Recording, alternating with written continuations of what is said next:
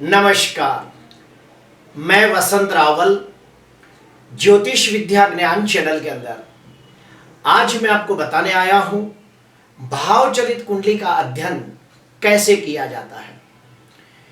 जन्म कुंडली का अध्ययन करते समय भाव चलित कुंडली का अध्ययन करना अति आवश्यक होता है। अगर कोई व्यक्ति भाव चलित कुंडली के बिना जन्म कुंडली का अध्ययन करता है तो उसे शास्त्र सम्मत नहीं माना जाता है। तो आइए मैं आपको बताता हूं भाव चलित कुंडली कैसे देखी जाती है। जैसे कि आप सभी को पता है कि कोई ग्रह स्वगृही या उच्च राशि में बलवान होकर केंद्र में बैठा हो तो पंच महापुरुष नामक राजयोग निर्माण होता है। जैसे कि मंगल स्वगृही या उच्च का होकर केंद्र में बैठा हो तो रुचक योग नाम का पंच महापुरुष राजयोग बनता है। बुध स्वगृही या उच्च का होकर केंद्र में बैठा हो तो भद्र योग नामक राजयोग बनता है। वैसे ही गुरु हंस योग बनाता है, शुक्र मालव योग बनाता है, शनि शश योग बनाता है। लेकिन यही ग्रह भाव चलित कुंडली के अंदर केंद्र में से हट के कोई दूसरे भाव में चले जाए तो वो पंच महापुरुष राजयोग का भंग माना जाता है। एग्जाम्पल के तौर पे लेते हैं कि जन्म कुंडली के अंदर मंगल स्वगृही होकर रुचक योग नाम का पंच महापुरुष राजयोग बनाता है। लेकिन यही मंगल भाव चलित कुंडली के अंदर अगर दूसरे या 12वें भाव में चला जाता है तो रुचक योग का भंग माना जाता है। दूसरा एग्जांपल देता हूं कि जन्म कुंडली के अंदर चौथे भाव के अंदर गुरु उच्च राशि में बलवान होकर हंस योग नामक पंच महापुरुष राजयोग बनाता है। लेकिन यही गुरु भाव चलित कुंडली के अंदर तीसरे या 5वें भाव में आ जाता है तो फिर हम कहेंगे कि हंस योग का भंग हो रहा है। तीसरा एग्जांपल देता हूं कि जन्म कुंडली के अंदर देखिए शुक्र स्वगृही होकर मालव योग नाम का पंच महापुरुष राजयोग बनाता है। लेकिन यही शुक्र भाव चलित कुंडली के अंदर 6वें या 8वें भाव में आ जाता है तो हम कहते हैं कि मालव योग का भंग हो रहा है। तो इस प्रकार से भाव चलित कुंडली को देखना अति आवश्यक हो जाता है। और एक स्टेप अंदर जाके समझाऊंगा कि जैसे मान लो मंगल स्वगृही होकर यहां बैठा है, लेकिन यही मंगल जब भाव चलित कुंडली के अंदर दूसरे भाव में चला जाता है तो मेष राशि का ही फल देगा, लेकिन पहले भाव का फल न देते हुए दूसरे भाव का फल देगा। तो भाव चलित कुंडली बनाई इसीलिए जाती है क्योंकि हमें पता चले कि ग्रह कौन से भाव का फल देगा। राशि वही होगी लेकिन भाव बदली हो जाता है।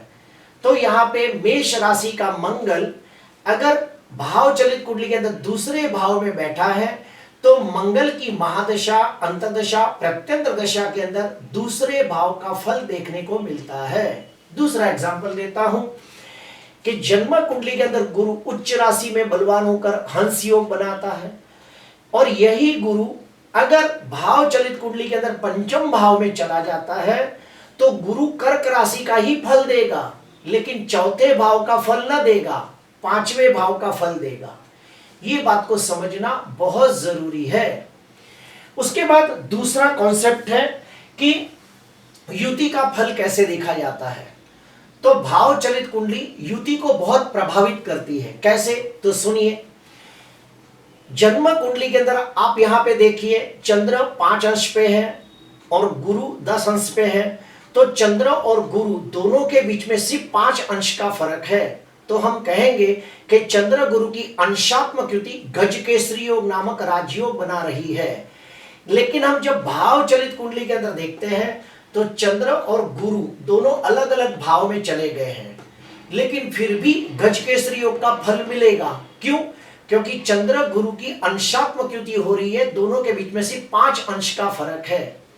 ठीक इसके विपरीत दूसरा एग्जांपल देता हूं कि जन्म कुंडली के अंदर चंद्र 7 अंश पे है और मंगल 27 अंश पे है, तो दोनों के बीच में 20 अंश का फर्क है। तो ये काफी बड़ा फासला है, तो इस युति को कमजोर युति माना जाएगा। तो ये जन्म कुंडली के अंदर भी फल बरोबर नहीं मिलेगा। और यही चंद्र मंगल भाव चलित कुंडली के अंदर भी देखिए अलग अलग हो गए हैं। चंद्र लग्न में बैठा है, मंगल दूसरे भाव में चला गया है, तो हम कहेंगे कि ये महालक्ष्मी योग का फल नहीं मिलेगा। ठीक तीसरा कॉन्सेप्ट मैं आपको बताता हूं कि इधर देखिए जन्म कुंडली के अंदर चंद्र कुंभ राशि के अंदर 28 अंश पे है और मंगल मीन राशि के अंदर 3 अंश पे है। तो चंद्र और मंगल के बीच में सिर्फ 5 अंश का फर्क है। अभी यही चंद्र मंगल भाव चलित कुंडली के अंदर चौथे भाव में एक साथ बैठ गए हैं, तो हम कहेंगे कि चंद्र मंगल की युति महालक्ष्मी योग बनाती है। क्यों? क्योंकि चंद्र और मंगल के बीच में सिर्फ 5 अंश का फर्क है और ये चंद्र मंगल भाव चलित कुंडली में एक साथ बैठे हैं, तो महालक्ष्मी योग का फल निश्चित तौर पे प्राप्त होगा। तो इस प्रकार से प्रेडिक्शन किया जाता है। अभी तीसरा कॉन्सेप्ट आता है मंगल का।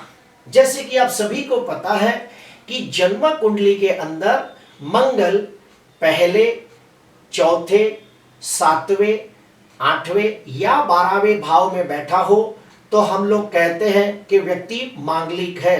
भले मंगल कोई भी राशि में क्यों ना बैठा हो, लेकिन अगर मंगल पहले, चौथे, 7वें, 8वें या 12वें भाव में बैठा हो तो हम कहते हैं कि व्यक्ति मांगलिक है।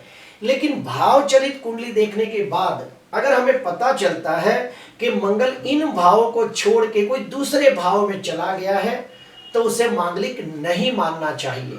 एग्जाम्पल के तौर पे इधर देखिए धनु लग्न की कुंडली के अंदर मंगल है, तो हम कहेंगे मंगल दोष है। लेकिन यही मंगल भाव चलित कुंडली के अंदर दूसरे भाव में चला गया है, तो हम कहेंगे कि मंगल दोष का परिहार हो रहा है।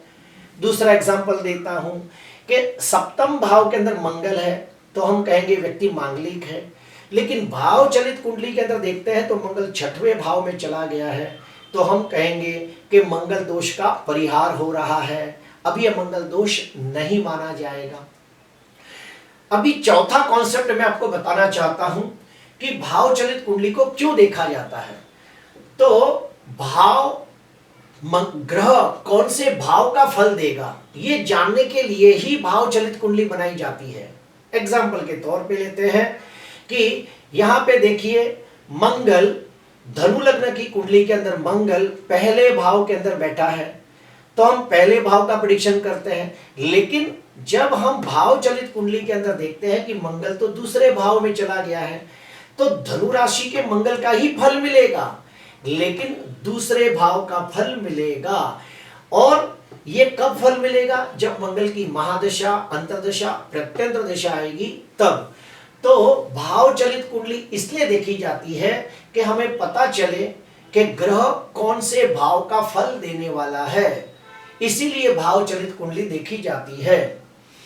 प्रिय दर्शकों, भाव चलित कुंडली के अंदर और एक महत्व का पॉइंट मैं आपको बताना चाहता हूं कि भाव चलित कुंडली के अंदर एक खास पॉइंट हमने और एक देखा है कि अगर ग्रह पीछे के भाव में चला जाता है, जैसे कि इधर देखिए जन्म कुंडली के अंदर लग्न में है और भाव चलित कुंडली के अंदर यही चंद्र अगर 12वें भाव में चला जाता है तो उसके शुभ फल में थोड़ी कमी आ जाती है। ठीक उसके विपरीत अगर इधर देखिए कि जन्म कुंडली के अंदर मंगल लग्न भाव में है और यही मंगल भाव चलित कुंडली के अंदर आगे वाले भाव में चला जाता है, तो उसकी शुभता में थोड़ी वृद्धि हो जाती है। तो इस प्रकार से भाव चलित कुंडली देखी जाती है। तो भाव चलित कुंडली खास करके 4 कारणों के लिए देखी जाती है कि पंच महापुरुष राशियों का भंग तो नहीं हो रहा है, क्या वाकई व्यक्ति मांगलिक है या नहीं, जो 2 ग्रहों की युति हो रही है वाकई वो फल देगी या नहीं, और ग्रह कौन से भाव का फल देगा, ये सारी बातों की गहनता से अध्ययन करना हो तो भाव चलित कुंडली को देखना अति आवश्यक होता है। प्रिय दर्शकों, आज के लिए बस इतना ही। आपको अच्छा लगा हो तो जरूर लाइक करना, सब्सक्राइब करना। नमस्कार।